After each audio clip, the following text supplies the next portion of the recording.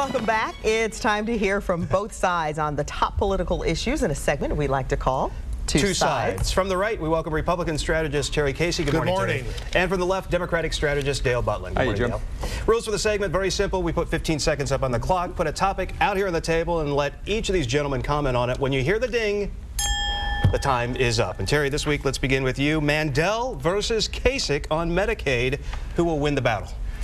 Ultimately, the governor, the taxpayers, and the people are going to win. But Josh and other Republicans have raised good questions, because can you really trust the federal government to keep promises they make? But here's a little secret. There's a U.S. speaker named Boehner. There's a guy named Pat Tiberi in Ways and Means. They might write some things in the law to protect Ohio. Kasich wins, and by pandering to the Tea Party fringe, Josh Mandel proves once again why he's not fit to hold higher office.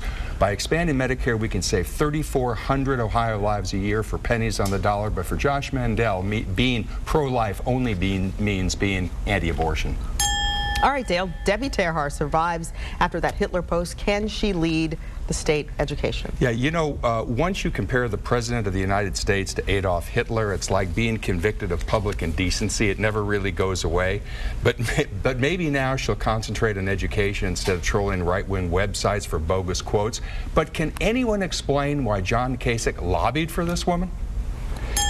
One thing about this, people forget, Sherrod Brown went on the floor of the Senate using similar kind of Hitler attacks. He's still in the Senate. The reality is the State Board of Education is not the main player. It's the legislature, it's local schools on education. So my sense is 2 or 3 months from now, nobody's going to remember this. Terry, the President said this week in the State of the Union that the country's stronger. Is he right?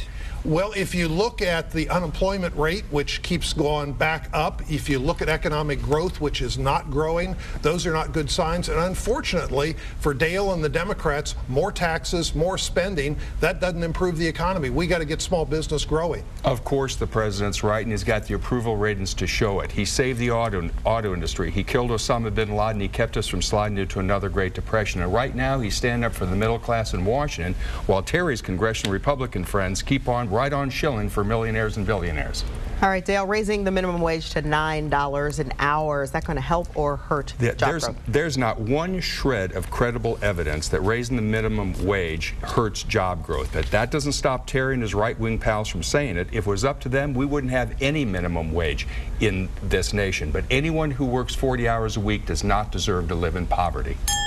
If the president had actually ever run a business or would talk to small business people, he'd realize that just the government, the king from on high, saying we're going to increase the minimum wage, it doesn't create more jobs. Small business is where jobs are created, and they're the people that would suffer the most, and actually would be less people employed if you do this. All right, Terry, lawmakers debating this now. Sales tax expansion versus an income tax cut. Which is better?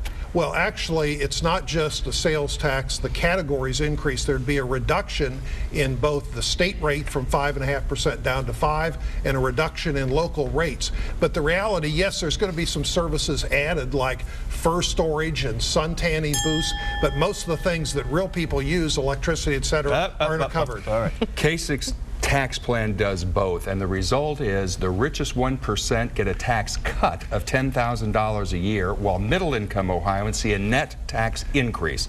To paraphrase that old country and western song, under the Kasich plan, the rich get the gold mine, everyone else gets the shaft. All right, the chairman of the Republican National Committee, Rice Priebus, recently told me that Republicans did not have enough time last year to organize against the president. He says the problem for Mitt Romney is that the other side ran a really good 4-year campaign. I really think we've entered into the world of permanent politics, constantly campaigning in the communities at a real granular level, and I think that's the future for our party. All right, so Terry, are we in an era now of permanent politics? We've been in it for a long time. I mean, the Clintons back in the 90s started that constant campaign, hammer, hammer, attack. Good or bad, we've got, and in fact the media kind of likes it, we've got politics 24/7 whether we need it or not. Fortunately, most people in America are working for a living, taking care of their families. Well, I hope we're not in that era, but I get real nervous when people like Rice Priebus start talking about changing the rules so Republicans can win elections even when they lose the vote. Hey Terry, you know, instead of trying to change the rules, maybe your party ought to start changing its policies.